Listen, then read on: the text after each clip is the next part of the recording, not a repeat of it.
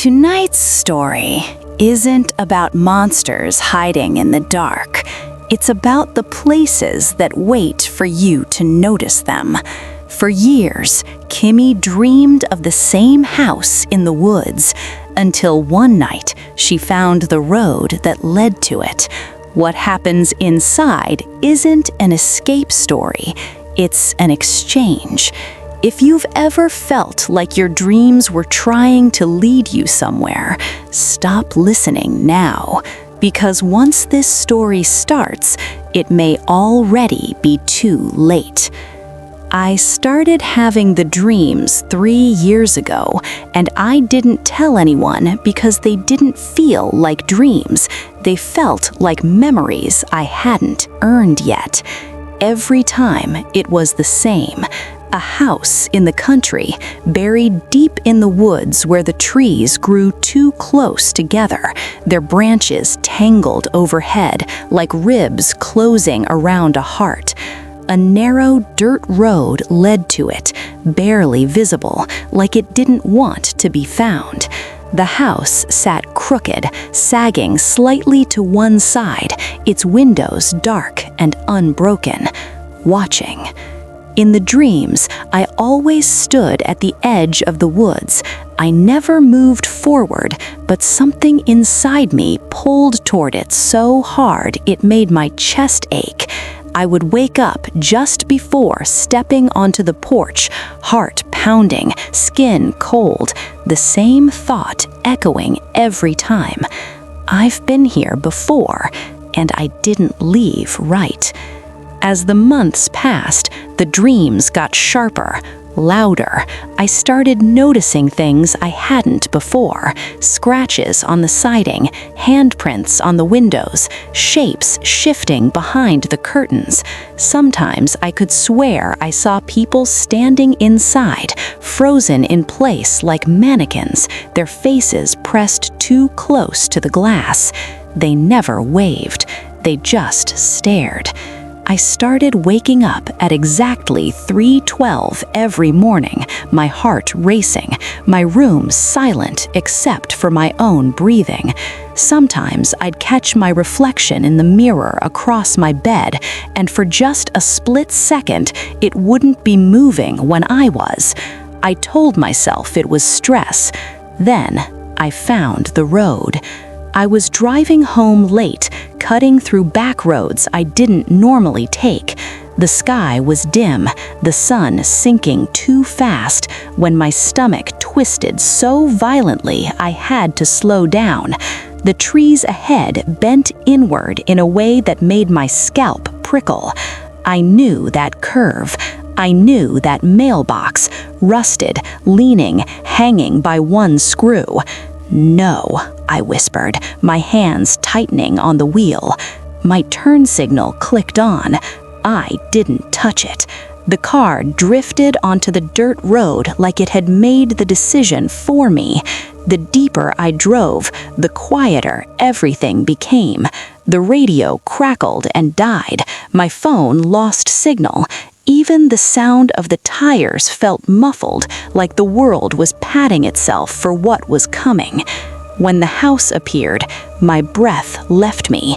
It was exactly the same. Before I could put the car in reverse, the engine shut off. Dead silence. I tried the key. Nothing. The dashboard went dark. Then the driver's door opened. Cold air rushed in, carrying the smell of damp wood and rot. I stepped out without meaning to, my legs moving like they were following instructions I couldn't hear. That's when I saw the footprints. Bare feet, small, mine, fresh. They led straight to the porch. Each step I took felt heavier, like the ground was pulling at me. The porch creaked under my weight, one step missing just like in the dreams. The front door stood open a few inches, swaying gently. The moment I crossed the threshold, the door slammed shut behind me. The sound echoed unnaturally long. Inside, the house was darker than it should have been. Dust hung motionless in the air. Furniture sat under yellowed sheets, but their shapes were wrong. Too tall, too thin, like something pretending to be furniture. Then I heard movement. Soft footsteps upstairs, slow, careful. I whispered, "Hello?" and immediately regretted it. Figures began to appear in the corners of the rooms, pale, translucent shapes half-formed, flickering like weak signals. Some stood in doorways, others pressed against the walls, faces stretched and eyes hollow. One glided toward me, its mouth opening in a silent scream. "Don't stay!" it rasped, its voice layered with others beneath it. The hallway ahead stretched longer than it should have. Doors lined the walls, each slightly open. As I passed them, I saw flashes inside, moments trapped like insects in amber. A woman slamming her fists against a wall that bled. A man clawing at a door that refused to open. A child rocking in a corner, whispering my name. The house groaned, wood flexing, tightening around me. Something brushed my shoulder. I spun around. Nothing there, but cold lingered, seeping into my bones. At the end of the hallway was the door. My door. My name was carved into it, clean and careful, like a gift. Kimmy. When I opened it, the whispering stopped. The room was empty except for a mirror bolted to the wall. The glass rippled slightly, like water disturbed by breath. My reflection stared back at me and smiled before I did. "You finally finished the walk," it said. My voice, but stripped of warmth. I stepped back. The reflection stepped forward. "What are you?" I whispered. It pressed its palm to the glass, and the surface bulged outward like skin. "I'm what stays. Every time you dreamed of this place, you left a little more of yourself behind. Fear, curiosity, want. This house collects them." The ghostly figures flooded the room, circling me. I felt their hands pass through me, cold and heavy, dragging at my thoughts, my memories.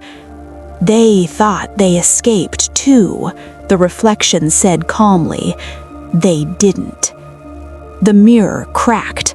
Pain exploded through my head.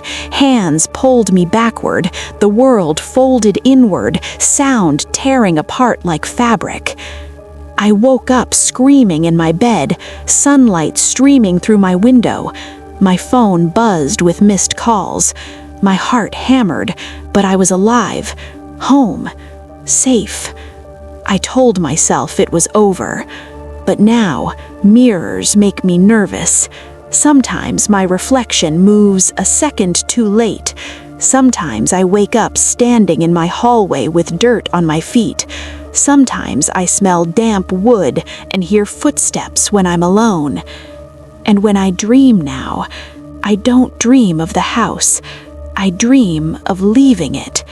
I'm driving away, hands steady, heart calm. And in the rearview mirror, I see myself standing on the porch, waving, smiling, because I didn't escape that house. I switched places, and whatever is wearing my life now finally gets to be awake. So if you ever dream of a house in the woods, don't follow the road. And if your reflection looks relieved, it's because it knows you're not going back.